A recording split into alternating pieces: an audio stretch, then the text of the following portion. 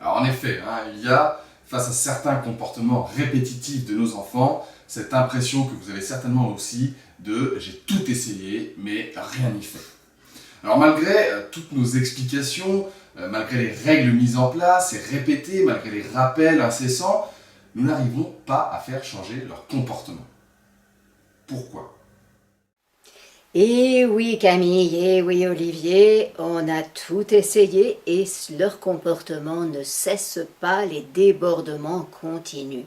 Les comportements problématiques de nos enfants, que faire? Comportements problématiques. En réalité, peut-être bien que ce ne sont pas leurs comportements qui sont le problème. Peut-être bien que leurs comportements ne sont que les symptômes de leurs problèmes. Nous sommes le parent.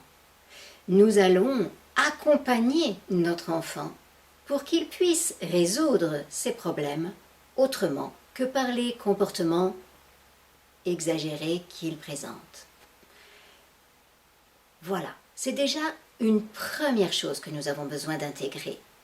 Modifier notre regard pour ne plus se dire « Ah, ce comportement est un comportement problème ». Chaque fois que je m'entends dire cela, je réalise « non, ce comportement est un symptôme ».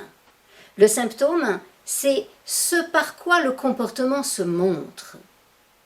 Et nous allons analyser, chercher à identifier la cause. Tout d'abord, masque à oxygène, je me calme et je relativise. Pour analyser un problème, on a besoin d'être tranquille, d'avoir son cerveau prêt. Et donc, je me demande d'abord, dans 10 ans, comment je verrai la situation? Si j'étais en Chine, comment est-ce que je verrais la situation depuis la Chine? Apprenons à regarder les choses depuis plus loin, de manière à ne pas être là. On est trop souvent, quand on est parent, la tête dans le guidon et tout devient important. Il laisse son cartable par terre, il ne va pas avoir son bac. On est là, on fait des généralisations, des exagérations. Tempérons un peu. Prenons maintenant le symptôme problème. Une fois que j'ai relativisé, que j'ai mis les choses à leur juste mesure, je repère un crayon, un papier, et pendant la semaine qui vient, j'observe. Quel est le déclencheur du comportement qui me pose problème? Parce que ce comportement n'est pas un problème, c'est le reflet d'un problème. Par contre, ça me pose problème. Ça me pose question. Et c'est important que ça me pose question.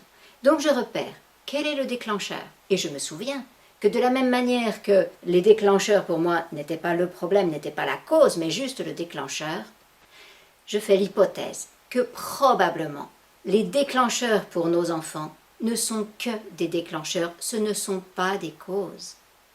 Ça n'est pas parce que son frère ne veut pas lui prêter le vélo, ça n'est pas parce que le gâteau est cassé, ça n'est pas parce que il ne... Non, c'est pour quelque chose d'autre que je vais découvrir parce que je suis le parent. Donc d'abord, je note le déclencheur en me souvenant que ça n'est pas forcément la cause. Puis, je note aussi le contexte. Qu'est-ce qui est en train de se passer en ce moment? Autour, dans la pièce, hier, demain, voilà. Qu'est-ce qui se passe tout autour? Mais aussi, quel est le contexte plus vaste? Au niveau de la famille, est-ce qu'il y a des modifications, des changements? Est-ce que cet enfant vit du stress en ce moment? Je me pose aussi cette question. Est-ce qu'il y a une charge de stress un peu plus élevée que d'habitude? Et puis, je me pose aussi la question, est-ce que l'enfant possède toutes les informations dont il a besoin pour faire face à son problème? Est-ce qu'il sait ce qu'il a besoin de savoir? Est-ce qu'il a la compétence dont il a besoin pour pouvoir faire autrement que ce qu'il fait?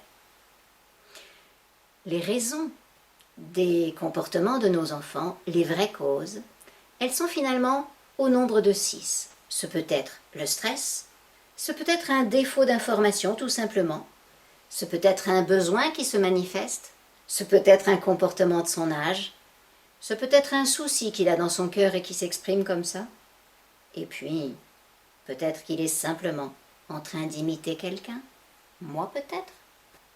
Et oui, parfois, les comportements de nos enfants sont des imitations pures et simples de nos propres comportements ou du comportement d'un autre adulte. Je vous laisse noter et on se revoit très vite pour analyser davantage.